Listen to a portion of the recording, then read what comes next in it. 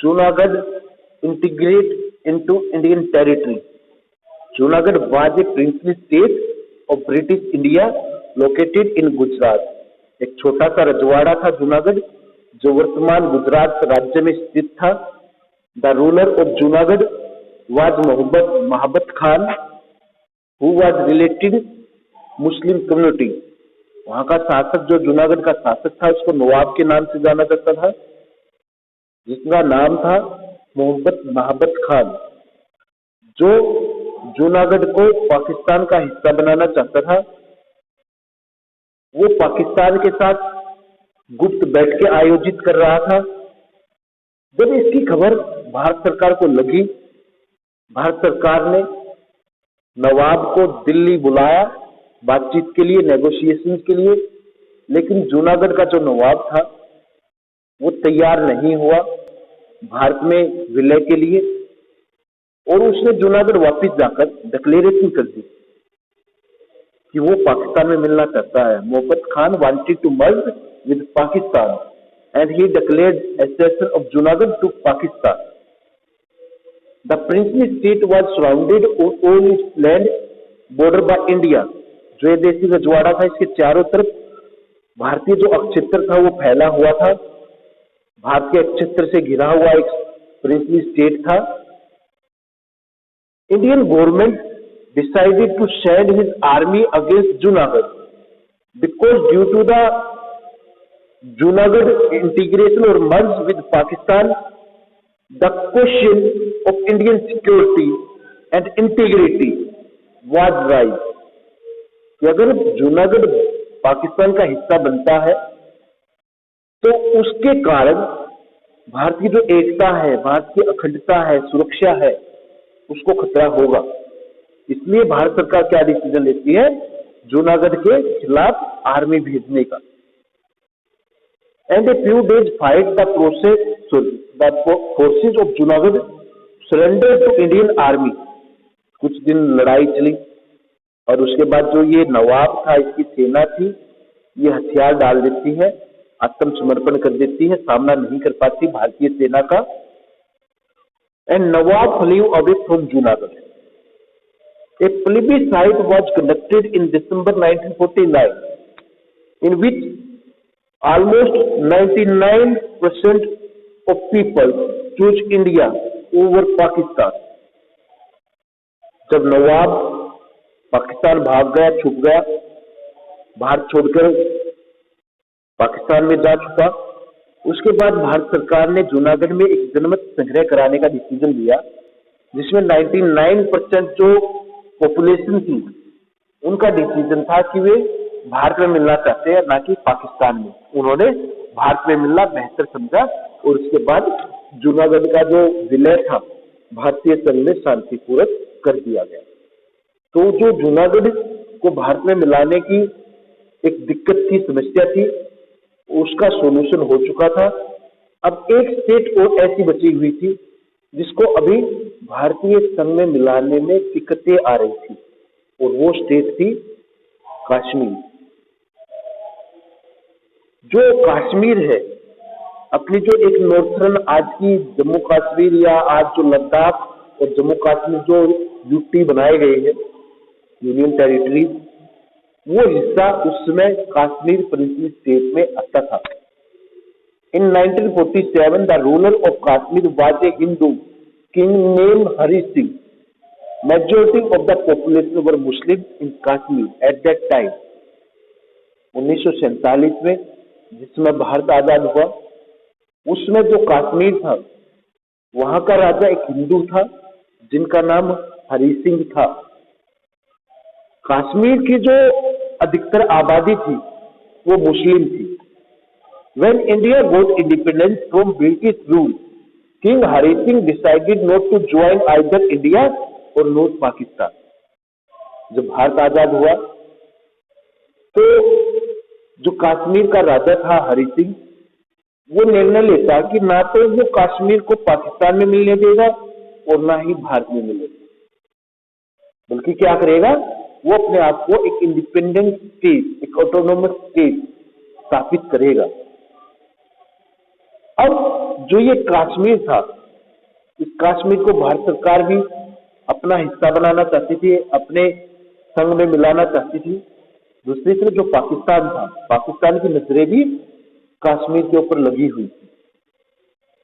On October 22nd, 1947, thousands of armed men, backed by Pakistan's army, attacked on Kashmir from the north, forcing Hari Singh to seek help from India and then accede to the 22 अक्टूबर 1947 को हजारों की सशस्त्र सैनिकों ने, गुरिल्लाओं ने, जिनको पीछे से सपोर्ट मिल रहा था पाकिस्तानी सेना का, उन्होंने कश्मीर के ऊपर हमला कर दिया। इस हमले का कोई जवाब नहीं था राजा हरि सिंह के पास, कश्मीर के पास, इसलिए अब वो मजबूर हुए भारत सरकार से मदद मांगने के लिए।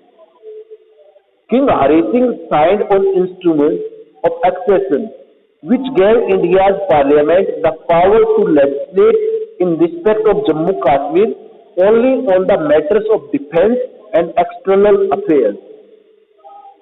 अब हरि सिंह को ये बात अच्छे तरीके से पता थी कि अगर पाकिस्तान उसको जीत लेता है, अगर कश्मीर पाकिस्तान का हिस्सा बनता है, तो उसका जो स्वतंत्र अस्तित्व है, जो शायद भारत में संभव हो सकता है, वो खत्म हो जाएगा, वो समाप्त हो जाएगा।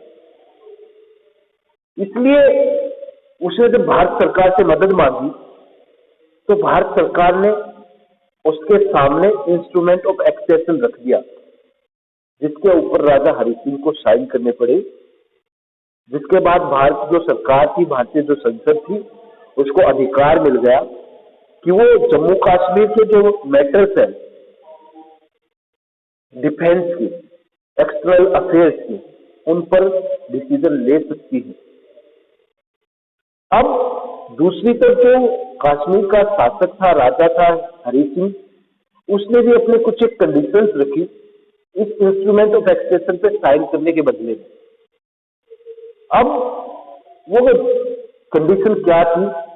ही डिमांडेड ए ऑटोनोमस स्टेटस और special status in the Indian territory for Kashmir.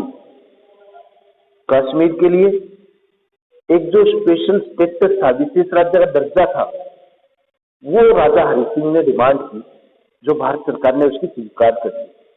Indian central government gave some special autonomy to Kashmir by Article 370. By this Article 370, Jammu and Kashmir had a special state. Indian government made law only defense and external affairs and communication, and rest of the subjects came under the state dominance. Indian government cancelled Article 370 in 2019. जो भारत की केंद्र सरकार थी, उसने कश्मीर को धारा 370 अनुच्छेद 370 के तहत विशेष राज्य का दर्जा दिया, जिसके बाद भारत सरकार कश्मीर के केवल जो सुरक्षा संबंधी, बाह्य मामले और जो संचार संबंधी डिसीजन थे वही ले सकती थी, उन्हीं मामलों में हस्तक्षेप कर सकती थी। बाकी के जो विषय थे वो राज्य के अधीन रखे गए, उनके ऊपर डिसीजन लेने में जो स्टेट गवर्नमेंट थी कश्मीर की, उनको फ्री किया गया। उसके बाद भाई जब भारत ने एक स्पेशल स्टेटस का दर्जा दिया था, एक विशेष अधिकार दे दिया कश्मीर को, बाकी जो राज्य थे इसके आलोचना करते जा रहे थे, और उन सभी आलोचनाओं का परिणाम क्या हुआ कि 2019 में भारत सरकार ने, एनडीए गवर्नमेंट ने, बीजेपी गवर्नमेंट ने जम्मू कश्मीर का जो विशेष राज्य का दर्जा था वो समाप्त कर दिया। धारा जो 370 थी, जिसके तहत विशेष राज्य का दर्जा दिया गया था जम्मू कश्मीर को, उसको समाप्त कर दिया। After signed instrument of accession, India send his army against Pakistan in Srinagar. So a war started between India and Pakistan just after the independence of India.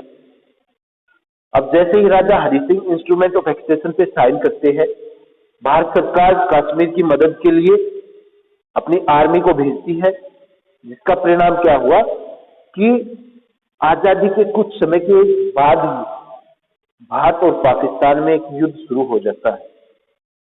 India raised this issue into UNO, United Nations Organization, and UNO declared that both armies stand as they had as it became line of control.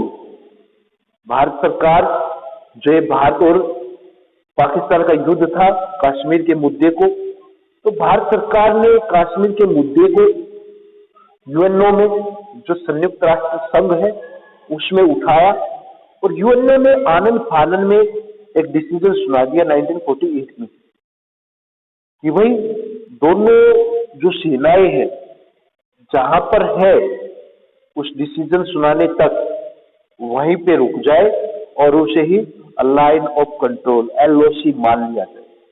But meanwhile Pakistan had one 1/3 parts of Kashmir which was known as Pakistan occupied Kashmir.